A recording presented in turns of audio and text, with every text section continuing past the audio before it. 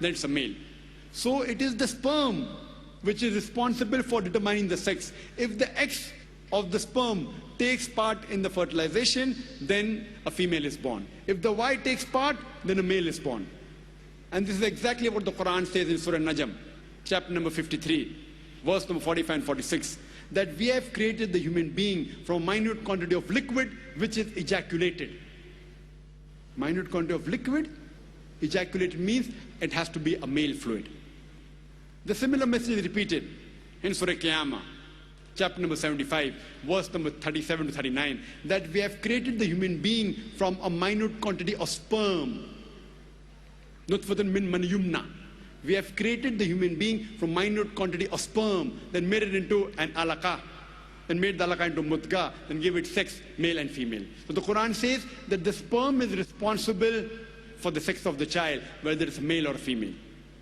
In this country of ours, this great country, India, for reasons known best to the Indians, in India mainly, most of the people, they prefer having sons rather than daughters. And if a lady gives birth to a daughter, very often the mother-in-law, she will blame the daughter-in-law. That why did you give birth to a daughter? According to the science and the Quran, if the mother-in-law has to blame anyone, she should not blame the daughter-in-law, she should blame the son. Because it is the male fluid which is responsible for deciding the sex of the child, male or female. Actually, it's in the hands of Allah subhanahu wa ta'ala. He is the one who makes it male or female. But if the mother-in-law has to blame anyone, she should blame the son. Because he is responsible for the sex of the child, male or female.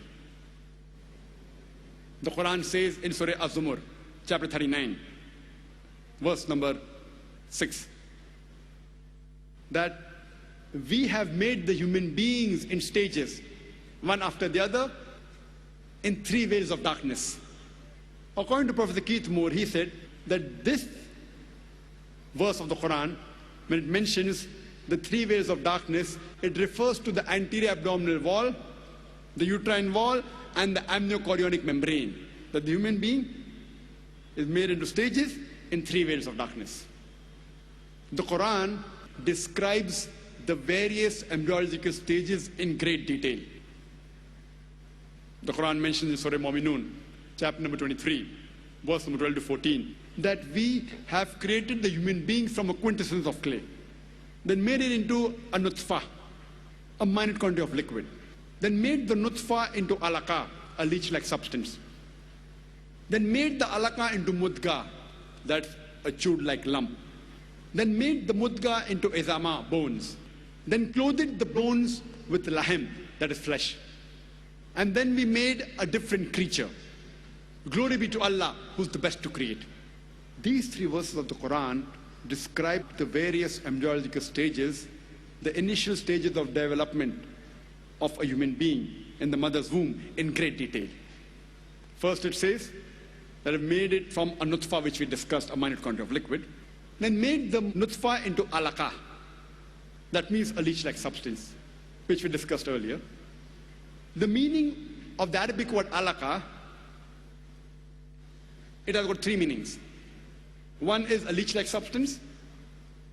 It also means something which clings. And the third meaning of alaqa is congealed clot of blood.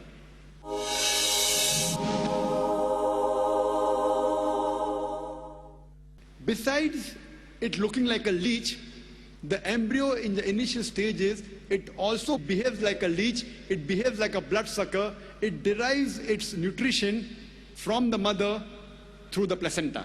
It behaves like a bloodsucker. So besides looking like a leech, it also behaves like a leech. The second meaning, something which clings, we know that the embryo clings to the uterine wall. Throughout the 9 months that the fetus is in the womb of the mother, it clings to the uterine wall. The third meaning of alaqa is congealed clot of blood. And today's science tells us that in the initial stages, the blood does not circulate. And the blood clots in the vessels, and it appears like a congealed clot of blood. So all three meanings of alaqa, alhamdulillah, today's science says, is in perfect conformity to latest advances made in embryology. It further says, we placed it in a qararim makin, a place of security. And we know today that the fetus is protected posteriorly by the spinal column, the backbone, as well as the posterior muscles. And anteriorly it is protected by the anterior abdominal wall, by the amniochorionic membrane, as well as the amniotic fluid, which protects the child. So the science today testifies that the child is well protected in the womb of the mother. It further says, we made the alaqa into a mudga. A mudga means a chewed-like lump. So Professor Keith Moore took a plasticine and made it look into a leech-like substance, initial stage of embryo, and then placed it between his teeth. He bit it to make it appear like a mudga, a chewed-like lump. And when he saw it, the teeth marks, it resembled the somites from where the nerves develop. And the Quran continues, we made the mudga into izama, bones, then clothed the bones with lahm, that is flesh. Then we made it altogether a different creature. So what does the Quran mean that we made it into altogether different creature? Till this stage of mudga, izama, lahm, chewed-like lump, bones, flesh, till this stage, today science tells us the initial stages of development of a human being is similar to the development of a fish, rabbit, and many other animals. Only after this stage does the human development differ in looks, where we have a head, then we have limbs.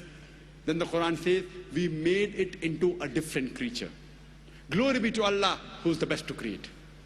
Imagine, the Quran describes the various embryological stages in great detail. And Professor Keith Moore, he said that this description given in the Quran, based on shapes, alaqa, leech-like substance, mudga, chewed-like lump, izama, bones, laham, flesh, is far superior to the divisions made in modern embryology, where we say stage 1, stage 2, stage 3, stage 4. It's difficult to identify. The description given in the Quran is far more superior and much more easy. And previously the scientists, they thought it was in the 16th and 17th century when scientists like Swammerdam, they thought that the sperm contained the miniature human being. The head of the sperm contained the miniature human being, and then it grew in the womb of the mother. Later on, when they came to know that the size of the ovum is bigger than the sperm, De Graaf, he said that the human being is present in the ovum and not the sperm. Later on in 18th century, Maupertuis, he propounded the biparental theory, that both the ovum and the sperm is responsible for the creation of the human being. They fertilize, they form the zygote, which the Quran has described in great detail. Furthermore, the Quran says in Surah Hajj, chapter number 22, verse number 5, that we have created the human beings from a minute quantity of clay, made into alaqa, made the alaqa into mudga, partly formed and partly unformed. This verse of the Quran was taken to Dr. Marshall Johnson, who is the head of the Department of Anatomy in Daniel Institute in Sir Thomas Jefferson University in USA, in Philadelphia. Now we have come to know in science that if at this stage we cut the embryo and we analyze the organs, we find some of the organs are formed, some are not formed. So Professor Marshall Johnson said, if we describe this stage of the embryo as a complete creation, it will be wrong, because some organs are not formed. If we label it as an incomplete creation, that's also wrong, because some of the organs are formed. So there's no better description than the description mentioned in the Quran, partly formed and partly unformed. In Arabic, it can also be treated as differentiated and undifferentiated. And Professor Marshall Johnson said that at this stage, some cells are differentiated, some are undifferentiated.